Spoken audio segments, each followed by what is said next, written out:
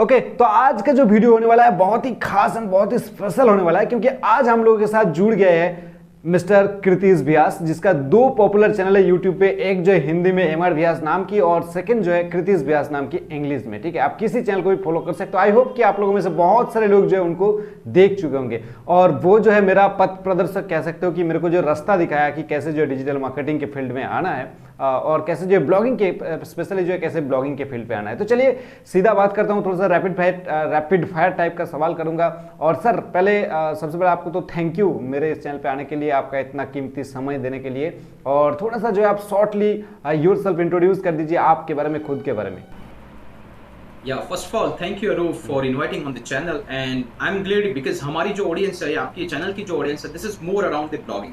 So guys, जो मुझे पहली बार देख रहे हैं, मेरा नाम है कृतिश व्यास और लोग मुझे मिस्टर व्यास के नाम से जानते हैं। मेरे बहुत सारे ब्लॉग्स हैं, लेकिन प्राइमरी जो ब्लॉग है वो bloggingvoice.com, जहाँ पे मैं ब्लॉगिंग से रिलेटेड टिप्स देता हूँ। और मेरा मिस्टर व्यास के नाम से एक यूट्यूब चैनल है जहाँ पर मैं लोगों को ब्लॉगिंग, पैसिव इनकम और एफिलिएट मार्केटिंग से रिलेटेड आइडियाज शेयर करता हूँ। So this is me, about me and how exactly I'm serving to the people. So thank you very much Arup for inviting on the channel. Okay sir, तो एकदम rapid fire type से सवाल करूंगा, ज़्यादा time नहीं रहेगा। मतलब सवाल तो ज़्यादा होगा और टाइम थोड़ा सा कम में हो जाएगा।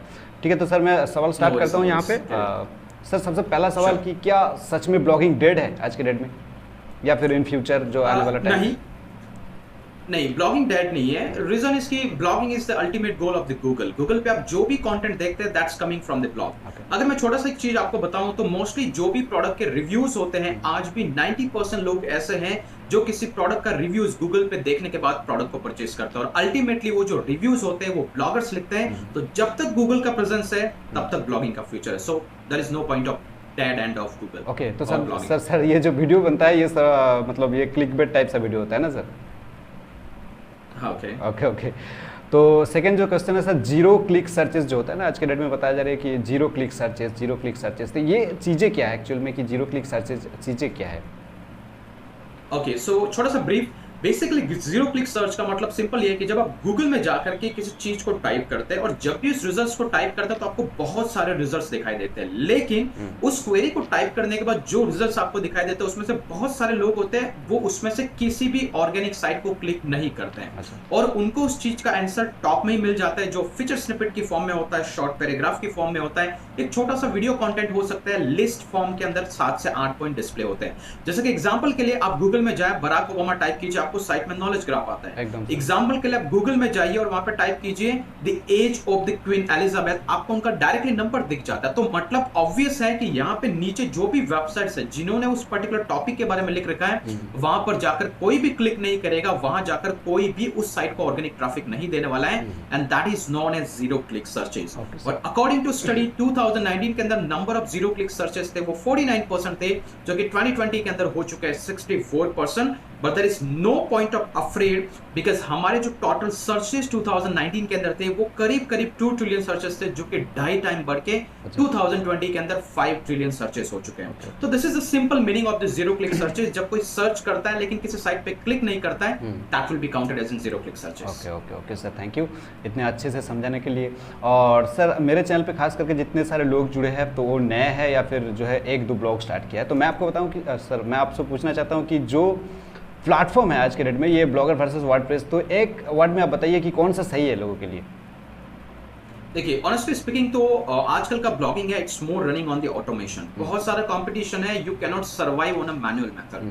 अगर ब्लॉगर की बात करो तो वहां पे मोस्टली टास्क आपको मैनुअल करने पड़ेंगे, बिकॉज वहां पर आपको प्लगइन्स की फैसिलिटी नहीं है और कस्टमाइजेशंस के ऑप्शन भी लिमिटेड हैं। तो इस केस के अंदर हमारे पास जो सबसे बेस्ट ऑप्शन बचता है वो है वर्डप्रेस। रीजन इसकी, वर्डप्रेस पे बहुत सारी प्लगइन्स की अपॉर्चुनिटी है, you can turn your blog into business अगर आपका ब्लॉग है वर्डप्रेस पे। लेकिन मैं ये भी डिनाई नहीं करता हूं कि वर्डप्रेस के लिए आपको कुछ पैसे की जरूरत है, at least 2 to 3,000 rupees an year hosting purchase करने में। एटलीस्ट वो ब्लॉगर के केस में आपको जरूरत नहीं पड़ेगी, लेकिन ब्लॉगर आप तभी चालू करें जब आपके पास पैसों का अरेंजमेंट नहीं है। अदरवाइज माय हॉटेस्ट और द बेस्ट प्रेफरेंस और best suggestions to every individual is start with WordPress if you really want to success in the blogging. ठीक है सर। तो नेक्स्ट जो सवाल है सर, ये आज के डेट में देखिए आपने जो बोला कि बहुत ज़्यादा मात्रा में ब्लॉग्स है, बहुत ज़्यादा मात्रा में वेबसाइट है, तो जो लोग नया स्टार्ट करेगा क्या उसका जो नीच वो फाइंड आउट करेगा क्या कि मार्केट को देख के नीच फाइंड आउट करेगा कि कौन सी मार्केट जो है कम काम किया गया है, या फिर उसके खुद के अंदर जो चीज़ें हैं जो वो अच्छे से एक्सप्लेन कर सकते हैं, डिस्क्राइब कर सकते हैं, उसके ऊपर ब्लॉग शुरू करें? ये दोनों में लोगों के कन्फ्यूजन हो जाता है सर, थोड़ा सा क्लियरिफाई कर दीजिए। ओके देखिए, मैं मेरा पर्सनल प्रेफरेंस बताता हूँ। रीजन इसके बहुत सारे लोग आपको सजेशंस देखते हैं कि blogging is all about finding your interest and right about your interest. मतलब कि आप आपका पैशन फाइंड आउट करो, आप अपना इंटरेस्ट फाइंड आउट करो और उसके हिसाब से कंटेंट लिखना चालू करो।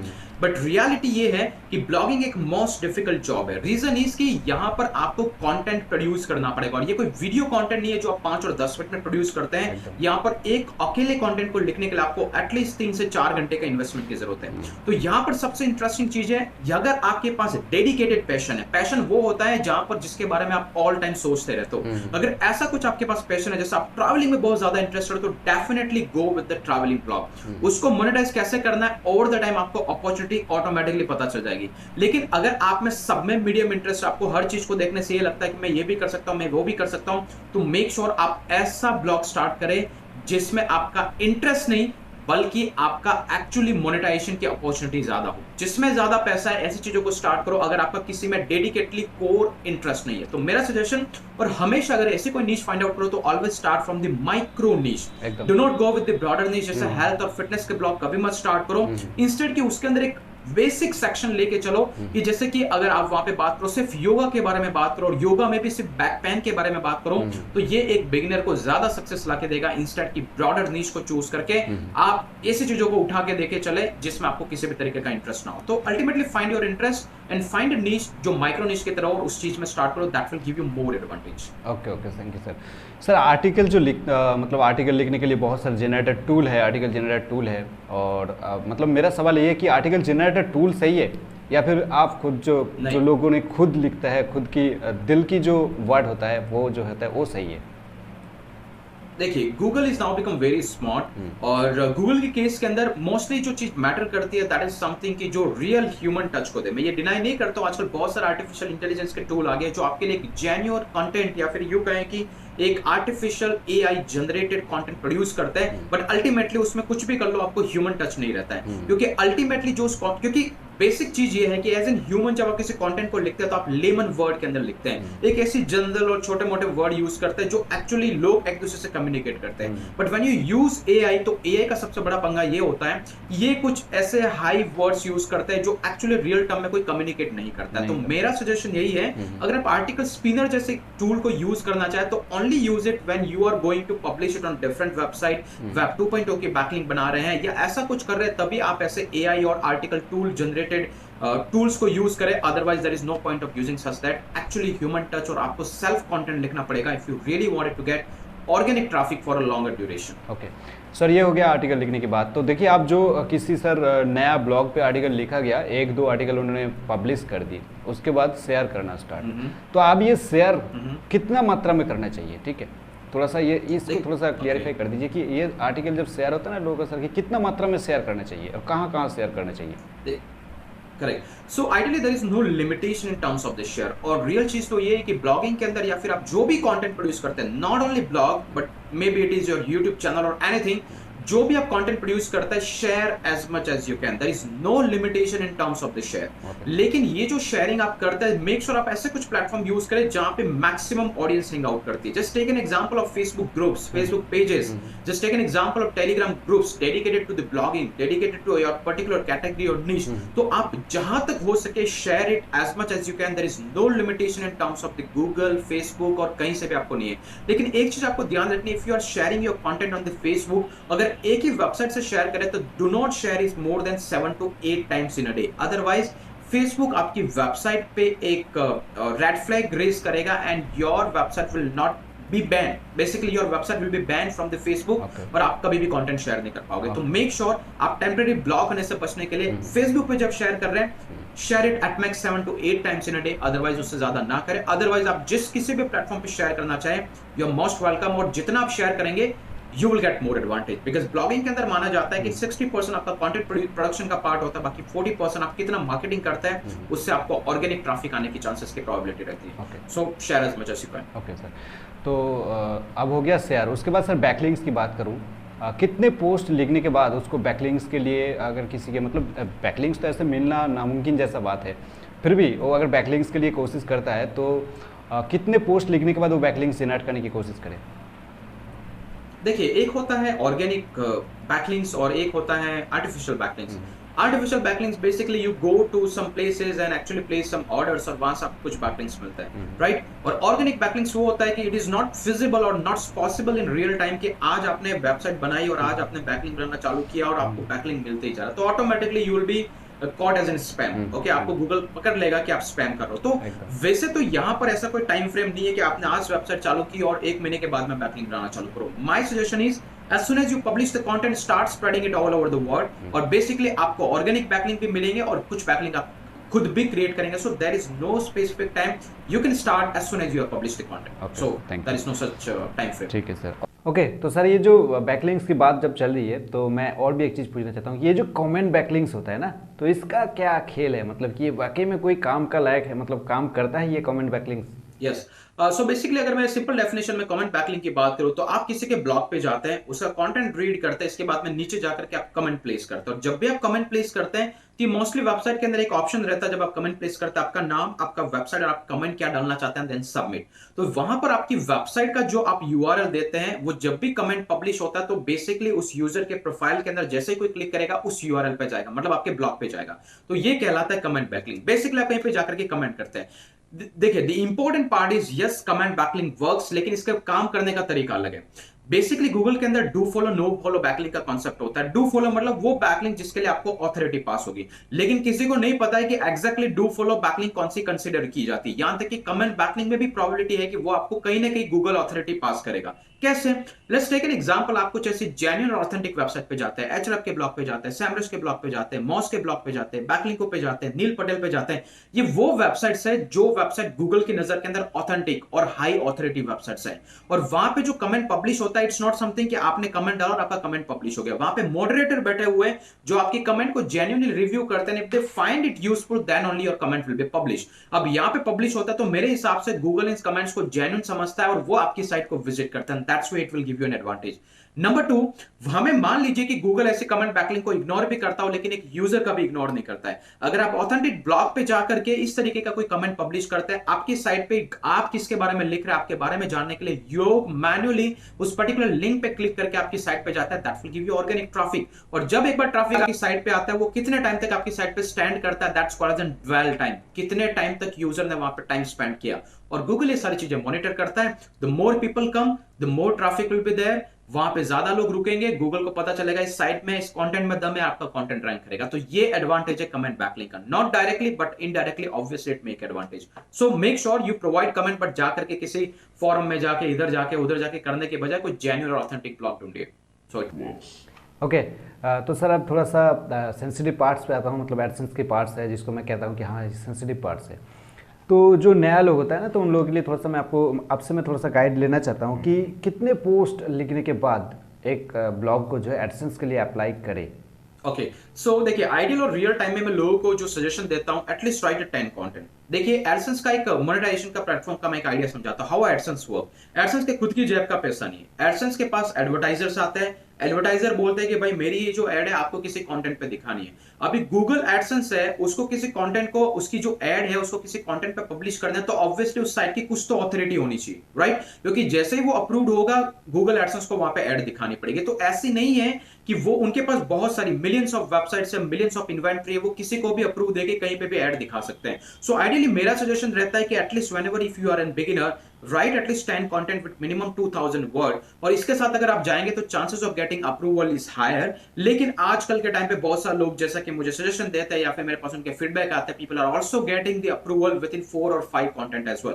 But for the safer zone, safer side, go with at least 10 post, apply it, try it, got approved, that's fine. Not increase 5 more content, apply it, approve, that's fine. तो ये स्ट्रेटेजी आपको फॉलो करनी चाहिए। So there is no such minimum number, but at least आपकी site पे कुछ content होना चाहिए, 5 से 10 पोस्ट मिनिमम। ओके, तो आपके हिसाब से जो है 10 पोस्ट सही हो जाएगा अगर सारा जो क्राइटेरिया सही है आपके कहने के मुताबिक, ठीक है। तो सर उस टाइम उनके ब्लॉग साइट के अंदर मिनिमम जो है कितना ट्रैफिक होना चाहिए, मतलब ऑर्गेनिक ट्रैफिक कहीं कहे या फिर जो बाहर का ट्रैफिक है, कितना ट्रैफिक उसके अंदर मैं ऑर्गेनिकली अगर पकड़ता हूँ तो ऑर्गेनिकली कितना ट्रैफिक उनके साइट के अंदर तब के तब होना चाहिए जब वो एडसेंस के लिए अप्लाई कर रहे हैं? करेक्ट, एडसेंस के लिए कंटेंट मैटर करता है, ट्रैफिक इतना ज्यादा नहीं। ओके, और क्योंकि एडसेंस को पैसा तभी आपको देना जब आपकी साइट पर ट्रैफिक आएगा, राइट? तो ऑब्वियसली अगर वो आपके कंटेंट को देख करके आपको अप्रूव करता है और ऑब्वियसली उनके पास कोई ऐसा क्राइटेरिया नहीं है कि आपकी साइट पे 100 विजिटर्स 200 विजिटर्स, मेरे इससे कुछ साइट्स भी है जहां पे 10 विजिटर्स आते थे दिन के अंदर मुश्किल से, फिर भी मुझे अप्रूवल मिला हो। तो एडसेंस के लिए ट्रैफिक नहीं मैटर करता, उसके लिए मैटर करता है वो एक कंटेंट, क्योंकि पैसा तो उसको तब देना ना जब ट्रैफिक आएगा, लोग उसके ऐड को देखेंगे। तो वो इनिशियली इस चीज को जज ही नहीं करता है। So focus on the number of content, ignore the traffic, there is no minimum criteria. हाँ सर, और एक बात कि मैं भी जब शुरू किया था ब्लॉग तो मैं कंपटीशन से बहुत ज़्यादा डरा हुआ था कि इतना ज़्यादा कंपटीशन है, कैसे बीट करूँगा। उसके बाद धीरे धीरे तो मैं तो आपको देख के सीख चुका हूँ, लेकिन मेरे व्यूअर्स भी अभी तक डरा हुआ है इस तरीके से कि कंपटीशन तो इस मार्केट में बहुत ज़्यादा है। तो थोड़ा सा ऐसा कुछ गाइड कीजिए कि कंपटीशन को जो है लोग बीट कैसे करें, ठीक है?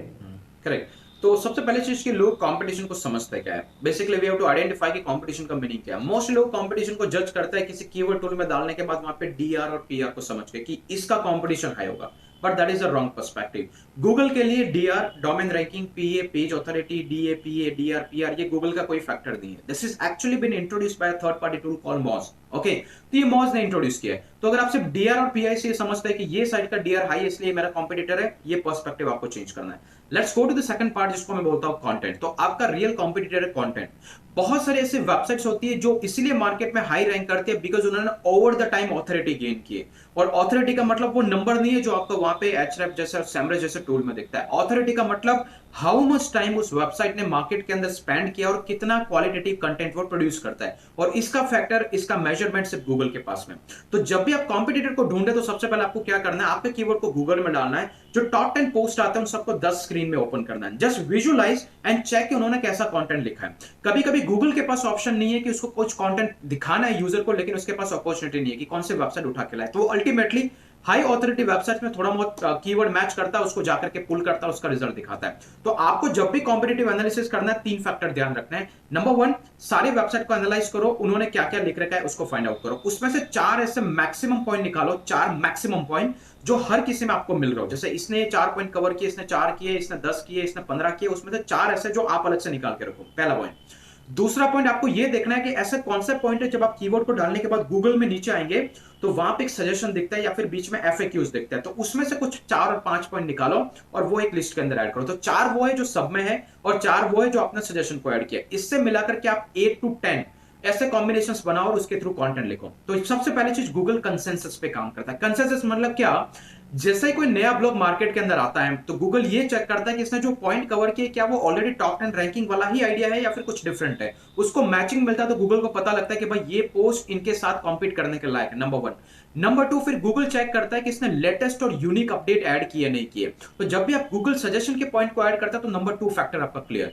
नंबर 3, आप इसी के साथ में आपकी साइट को एक्सटर्नल सोर्सेज से लिंक करें, मतलब आउटसाइड के जो ब्लॉग्स है उसके साथ लिंक करें, एटलीस्ट 1 और 2 एक्सटर्नल लिंक। यहां से गूगल को ये लगता है कि user not willing to bind user को उसी के साइट पे, बल्कि ये चाहता है कि यूजर स्टैट्स को जाके देखे, दूसरी जगह पे जाके देखे जहां पर आपका कंटेंट ऑथेंटिकली प्रूव कर रहा है। तो ऐसे 4-5 क्राइटेरिया उसका जब आप फॉलो करते हैं तो you are ultimately eligible to compete with your competitor. और यहां पे ऐसा कोई सच कंपटीशन नहीं होता और गूगल किसी भी साइट को डी रैंक नहीं करता, ये इससे बेटर रैंकिंग के लिए एडवांटेज देता है। और जब किसी साइट को एडवांटेज मिलता है तो ऑब्वियसली किसी को तो नीचे खिसकना पड़ेगा। तो this is how the Google works और ऐसे ही आप कंपटीशन को बीट कर सकते हैं। So this is the full proof system जो मैं पर्सनली यूज करता हूं। 100% से अगर आप इस चीज को यूज करते हैं it will give you an advantage. Okay sir, अभी एक एडसेंस की मैं अगेन जो है मैं एक सवाल ले रहा हूँ, क्योंकि अभी एक मेजर इशू आ रही है 90% लोगों तक की कि भाई ये थिन कंटेंट या फिर लो वैल्यू कंटेंट का इशू आ रहा है। जैसे लोग अप्लाई करते हैं और तुरंत जो है उसको ये मैसेज मिलता है। ओके, सो देखिए, पहले तो चीज आपको थिन कंटेंट को समझना। थिन कंटेंट का मीनिंग क्या है? अगर मैं पहले बात करूं आज से 2 साल पहले, गूगल के लिए थिन कंटेंट की डेफिनेशन थी मिनिमम 300 to 500 वर्ड। अगर आप ऐसा कोई कंटेंट आपकी साइट पे पब्लिश करते हैं जिसकी वर्ड की लेंथ है वो 500 वर्ड से नीचे, तो ऑब्वियसली इसको लो क्वालिटी कंटेंट समझा जाता है। फिर दूसरे शब्दों में आपके लिए एरर आती है थिन कंटेंट। ये क्राइटेरिया गूगल ने लिटिल बिट इंक्रीज करके 600 वर्ड तक कंसीडर किया है। और आपको ये नहीं पता होगा तो मुझे तो यहां तक भी कुछ पहले ऐसा कुछ आइडिया था, अभी मैंने रिसेंटली नहीं देखा है, but this was something an idea कि अगर आप 300 से 400 वर्ड का कंटेंट लिखते तो आपका कंटेंट इंडेक्स पे नहीं होता था पहले, लेकिन अभी एटलीस्ट गूगल इंडेक्स करने लगा है। लेकिन गूगल का सर्च क्राइटेरिया और AdSense, these two things are totally different. Okay, और एडसेंस के लिए थिन कंटेंट का मीनिंग है 500 से 600 वर्ड से नीचे का अगर आप कोई कंटेंट लिखते हैं उससे मिनिमम वर्ड्स है, और वो भी जो आपने लिखे हैं वो कहीं से कॉपी पेस्ट करके लिखे हैं या फिर कहीं पे ऐसे उल्टे सीधे कुछ भी टॉपिक बना के लिखे हैं, तो गूगल को समझ में या फिर एडसेंस को समझ में आ जाता है कि this content is not relevant to their advertisers, और आपको एडसेंस के लिए एक फेलियर आएगा या फिर आपको एक रीजन फॉर रिजेक्शन आएगा, वो होगा thin content. So thin content से बचने का एक सिंपल और क्लियर तरीका है, increase the word length at least 1000 word. जैसे आप 1000 वर्ड लिखते हैं तो obviously you will get less chances कि आपको वहां पे कोई थिन कंटेंट का ऐसा कोई रिजेक्शन का रीजन आएगा। So increase the length and I mean move out from this particular error. So ऐसा ही है थिन कंटेंट, और ऐसे ही आपको इसके साथ बचना और है। सर ये लो वैल्यू कंटेंट ये भी जो है मिलता जुलता है ना? सेम चीज है, low and thin content both are same, but कभी कभी यूनिकनेस भी चेक किया जाता है। कभी कभी जैसे Amazon एफिलिएट की कुछ ब्लॉग्स होते हैं या फिर वेबसाइट्स होते हैं, वहां पे यूजर क्या करता है, Amazon पे जो 8 और 10 बुलेट पॉइंट है उसको उठा करके अपनी साइट पे पेस्ट कर देता है, या फिर कुछ प्लगइन यूज करते हैं। जस्ट टेक एन एग्जांपल, अगर मैं एक प्लगइन का नाम बताऊं तो अपन वूजोन जैसे प्लगइन यूज करते हैं। करता क्या है, ये Amazon के डिस्क्रिप्शन को एज इट इज पुल करके आपकी साइट पे डाल देता है, राइट? उसके प्रोडक्ट्स, उसके इमेजेस, उसके description, almost everything, single thing, और उसमें भी आप पर्सनली कुछ टच नहीं देता हो, as it is copy paste जो किया हुआ उसी को यूज कर देता हो। That consider as an low content और थिन कंटेंट। तो ये भी उसका एक क्राइटेरिया है। तो ultimately you have to give your own touch, make it unique, और लेंथ इंक्रीज कीजिए, एंड आपको शायद इस चीज में कभी भी एरर नहीं आएगी। ओके, तो अभी तक हम लोगों को बहुत सारे चीज़ें जो है सीखने के लिए मिला है। मैं थोड़ा सा अभी पर्सनली सवाल करूंगा सर आपसे कि मतलब जैसे लोग से हम लोगों ने सीखते हैं, आप जैसे बहुत सारे लोग जो है वीडियोस बनाते हैं, फिर मैंने जो है उन सारे लोगों की चैनल को भी चेक किया हूँ, आपके चैनल को भी तो मैं बहुत काफ़ी सालों से देख रहा हूँ, और उन लोगों की जो चैनल की जो पहला वीडियो था, उन्होंने जैसे थोड़ा सा सक्सेस मिला उनको, तो वो पहला वीडियो जो है रिमूव कर दिया या फिर डिलीट कर देता है यूट्यूब से, ऐसे अधिकतर लोग करते हैं। लेकिन आपके चैनल पे जो आई थिंक अराउंड 2016 का जो वीडियो, आपका पहला वीडियो, वो भी आज तक मौजूद है। तो इसके पीछे कोई रीज़न है, कोई लॉजिक है, या फिर ऐसे आपने जो है उसको छोड़ दिया हो? देखिए, बेसिकली जब आप कंटेंट प्रोड्यूस करते हो तो ऑब्वियसली एक ऐसा इंडस्ट्री है जो which is a slow growing industry. मतलब आज आप जो कर रहे हो इट्स नॉट समथिंग कि कल आपको सक्सेस मिलेगा। So you will get success over the time, और जब ओवर द टाइम आप जब कंटेंट बिल्ड करते जाते हो तो there are lot many people who are actually being inspired by your content, जो आपके कंटेंट को देख के इंस्पायर्ड होते हैं।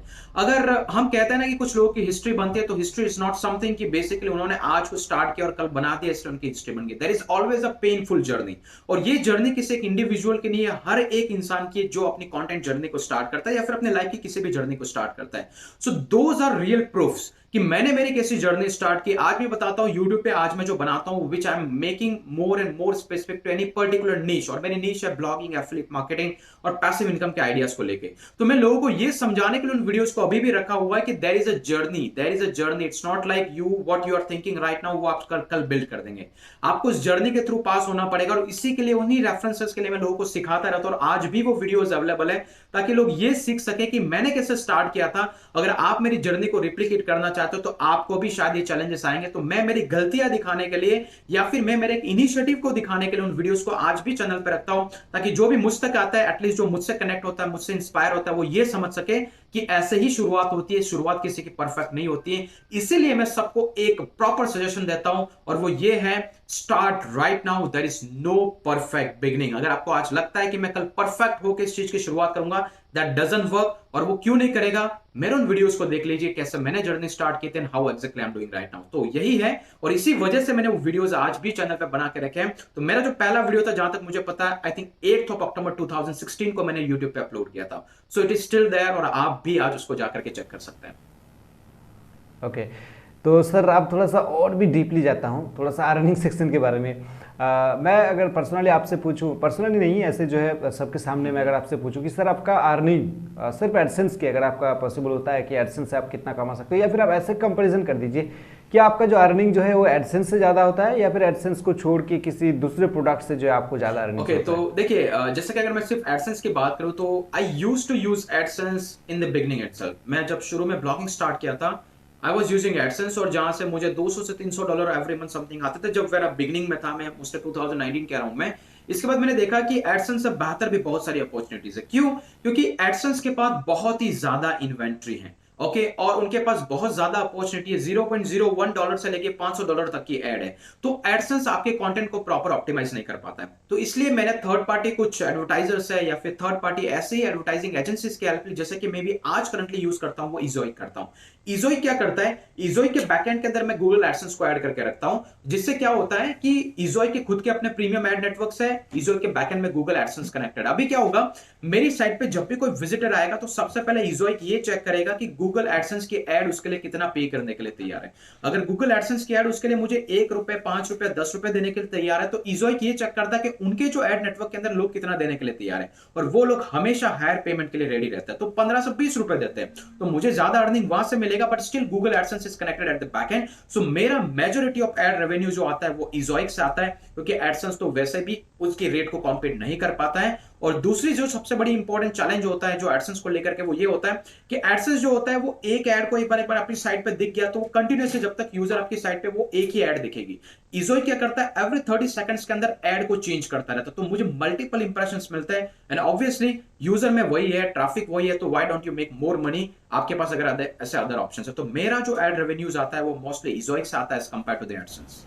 ओके, तो इंप्रेशन से याद आया कि ये जो सीटीआर का मामला होता है ना, जैसे ही लोगों की नए नए एडसेंस अप्रूवल हो जाता है, उसके बाद जो सीटीआर बढ़ने की वजह से, इनवैलिड क्लिक की वजह से जब उनका डिसेबल हो जाता है एडसेंस, तो आप लोग सर कैसे मेजर करते हो इस चीज़ को कि कितना सीटीआर जो है होना चाहिए तब जो है सही है, मतलब सेफ जोन में है? अगर आपका उसका मैक्सिमम जाए, उससे बढ़े, तो जो है डेंजर जोन में चला जाएगा।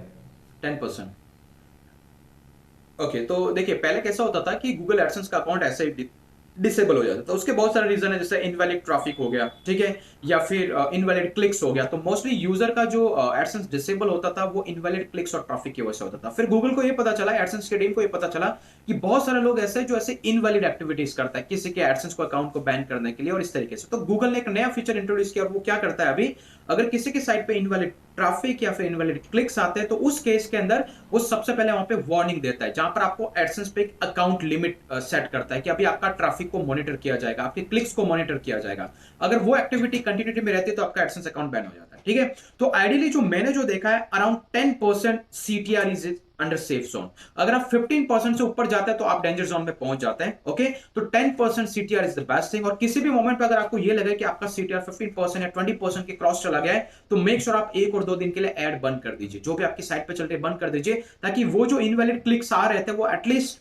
बंद हो जाएंगे, और जब बंद हो जाएंगे वापस ऐड को इनेबल कीजिए। तो मेक श्योर आपका CTR less than 10% safe zone है, ज्यादा से ज्यादा 15% तक जाए, और उसके ऊपर चला गया तो try to save your account, okay, disable it for couple of days and मतलब आपकी ऐड को हटा दीजिए and then start it। so यही है, ऐसे ही एडसेंस काम करता है। तो ऐसे कुछ पॉइंट बताइए बिगिनर्स के लिए, ताकि वो भटक ना जाए, क्योंकि बहुत सारे वीडियोस आते हैं, बहुत सारे लोग सिखाने वाले हैं, बहुत सारे मास्टर लोग बैठे हुए हैं, तो बहुत की वीडियोस देख के वो भटक जाता है। तो ऐसा कुछ पॉइंट बताइए जो कि लोग भटक ना जाए, एक ही जो है गोल को सेट करके वो जो आगे तक निकल सकते हैं, आगे तक जा सकते हैं। तो सबसे इंपॉर्टेंट चीज जो मैंने जो देखा है, और आइडियली ये मेरे चैनल पे आज तक मैंने कभी किसी को रिकमेंड नहीं किया, और वो ये है, लोग न्यूज की वेबसाइट में फंस जाते हैं, शायरी की वेबसाइट में फंस जाते हैं, and the people also stuck on the what I should say the IPL आ रहा है या फिर इवेंट के ब्लॉग्स होते हैं, इसमें फंस जाते हैं। एक बिगिनर की सबसे बड़ी प्रॉब्लम ये है कि वो हमेशा फाइंड आउट करता है शॉर्टकट, ठीक है, कि आज मैं चालू करूं और कल मुझे मिल जाए, क्योंकि वो ऐसे ही YouTube पे वीडियोस देखता है कि आज आप बनाइए आईपीएल के वेबसाइट, आईपीएल चल रहा है, you will get massive traffic, you will make money, और इसी ट्रैक के अंदर वो फंस जाता है। आईपीएल के वेबसाइट बनाता है, ये बनाता है, वो बनाता है, ट्रैफिक नहीं आता है, उसी के पीछे टाइम वेस्ट करता है, अल्टीमेटली 5 से 6 महीने वेस्ट करके फिर नया ढूंढता है, फिर फंस जाता है सेकंड स्लॉट के अंदर, जो होता है कि शायरी की वेबसाइट बनाओ, शायरी बनाता है, ये बनाता है, फिर कुछ नहीं होता है, छोड़ देता है, फिर चालू करता है, लिरिक की वेबसाइट बनाता है, नहीं छोड़ता है। मेरा शुरू से एक फोकस था कि मुझे ब्लॉगिंग को एज एन बिजनेस बिल्ड करना है। This is a slow growing business, okay, but one of the most interesting and low investment business। तो मैंने क्या किया, एक नीश और एक ऑथेंटिक सोर्स बनाया, एक ब्रांड बनाया, जिसको मैंने ओवर द टाइम ग्रो किया। तो मेरा एक बेस्ट सजेशन किसी भी बिगिनर को लेके ये है, आपने कहीं से भी ब्लॉगिंग सीखा है, चाहे मुझे फॉलो कर रहे हो या फिर अरूप को फॉलो कर रहे हो, किसी को भी कर रहे हो, बट जो भी आप ब्लॉग बिल्ड करें that must be niche oriented. एक कैटेगरी को लेकर के बनाइए और सिर्फ एक ब्लॉग पे फोकस कीजिए। एक नहीं कि एक साथ 4 से 5 ब्लॉग आप बना रहे हैं, आपको कहीं पे भी कुछ पे रिजल्ट नहीं आ रहा है। तो एक ब्लॉग बनाइए, work on that, produce at least 50 post, build some backlink, share that content, और इसके बाद उसके ट्रैफिक को मॉनिटर कीजिए, कंटेंट बनाना स्टार्ट कीजिए और कंटेंट प्रोड्यूस कीजिए। ओवर द टाइम 1 साल का टाइम दीजिए, इसके बीच में आपको बहुत सारी मोनेटाइजेशन की अपॉर्चुनिटी मिल जाएगी। वन थिंग जो यहाँ पे मैं आपको बताना चाहता हूँ वो ये है, एक बिगिनर को एक ब्लॉग पे रिलाई नहीं रहना है कि मैंने ब्लॉग बनाया और मेरा ब्लॉग ही है जो मुझे पैसा देगा। नहीं, उस ब्लॉग को दिखा करके आप बहुत सारे रेवेन्यू जनरेट कर सकते हैं। किसी के लिए कंटेंट लिख सकते हैं, किसी के लिए वेबसाइट बना सकते हैं, किसी को आपकी फ्रीलांसिंग सर्विसेज ऑफर कर सकते हैं। तो that will give you motivation, जिससे कि आपका ब्लॉग आपका एक ग्रेजुएशन का सर्टिफिकेट है। कॉलेज में 25 साल की लर्निंग के बाद में, 25 साल के एजुकेशन के बाद में एक डिग्री लेके निकलते हैं ना, वैसा आपका ब्लॉग है जो आपने 5-6 महीने में बनाया, वो आपके लिए डिग्री है। इस डिग्री को दिखा करके पैसा बनाना चालू कीजिए, ये ऑटोमेटिकली टाइम के साथ ग्रो होगा, और जब ये बिल्ड होगा 1 साल के बाद में, that will give you massive income. और इसका ग्रोथ रेट मैं मेरे चैनल पे ऑलरेडी बता चुका हूं कि कैसे मेरी जर्नी रही, कहां से जीरो से स्टार्ट करते हुए आज मैं कैसे पैसे बनाता हूं। इट्स ऑल बिकॉज कि ये एक सिंपल प्रिंसिपल मैंने यूज किया। So don't trap in shortcut, always follow the long route, जिससे कि आपको लॉन्ग रन के अंदर एडवांटेज हो। So that's my suggestion to all the beginners, और यही चीज मैं हर किसी को एडवाइस करता हूं। ठीक है सर, बहुत टाइम आपने दिया है हम लोगों के लिए, और इसके लिए अगेन जो है आपको थैंक यू कहना चाहूँगा। और चलिए, आप ऐसे हम लोगों को सिखाते रहिए, आप खुश रहिए, हमेशा ऐसे ही जो वीडियोस बनाते रहिए, और हम लोग जो आगे आगे सीखते रहिए। मैं थोड़ा सा जो है आपके साथ में इस चीज़ को शेयर करना चाहता हूँ मेरे व्यूअर्स के लिए कि 2018 के मतलब 2018 के दिसंबर में मेरे पास जो 4G मोबाइल आया था। उससे पहले मेरे को जो 4G मोबाइल भी खरीदने का कोई औकात नहीं था। 2019 के बीच में मैं जो सर के वीडियो देखना स्टार्ट किया, जब मैं नाइट शिफ्ट ड्यूटी ख़त्म करके घर जाता था, मतलब घर नहीं, जब रूम पे जाता था, तो सर का वीडियोस आते थे 5:30-6 बजे मॉर्निंग, अर्ली मॉर्निंग।